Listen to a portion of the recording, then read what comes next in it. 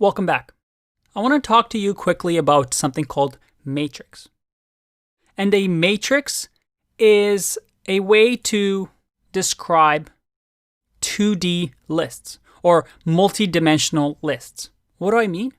Well, I can create a matrix, and this is a name that I just made, so I can call it whatever I want. But usually these are called matrix in programming. And it looks something like this. It's an array with another array inside of it. So let's say, for example,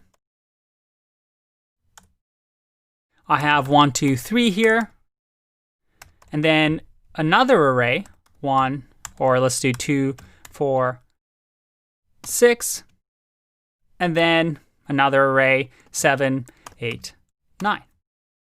What's happening here? Well, it's a two-dimensional array.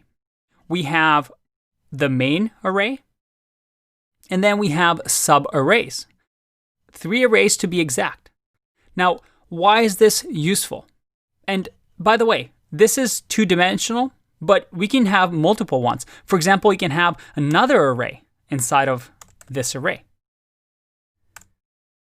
But why is this important? These type of matrices come up a lot in topics like machine learning or image processing. For example, a computer doesn't really know what a photo of a dog is.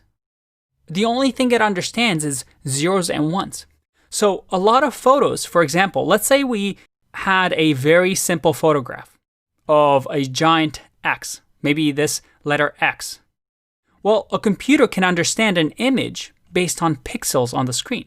So maybe we can have 0, 1, 0, 1, 0, 0, or sorry, 1 here, 0 here, and then 1. And right now, a computer can look at this. And if this represented, let's say, a tiny little pixel here, or maybe a pixel here on my screen, the computer is going to say, oh, there's a 1 here, so that means I should make this green in this corner, then dark here, then green, then dark, green, dark, green, dark, green. And a computer is able to draw, let's say, an X. And this is a simple example. And using matrices, we can do a lot of these heavy calculations. And that's how computers work underneath the hood when, let's say, for example, it's trying to display something. But the reason I wanted to talk about this here is when you want to access a multi-dimensional list, well, you would do something like this.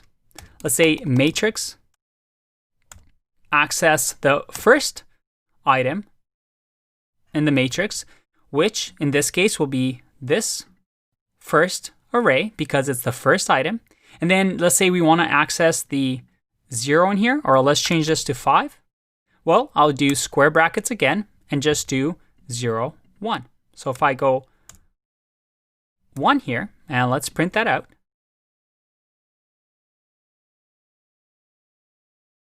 And I click run, I get 5. So it's accessing the first item in the array. So it's going to look at the first outer array, grab the first item, which is right here, and then grab the second item in that array. So 0, 1, which is 5. And you can keep doing this. If you had multi-dimensional arrays, you can keep adding, keep adding, keep adding to access that information from an array or list. But remember, in Python, we want to use the term list. I'll see you in the next one. Bye-bye.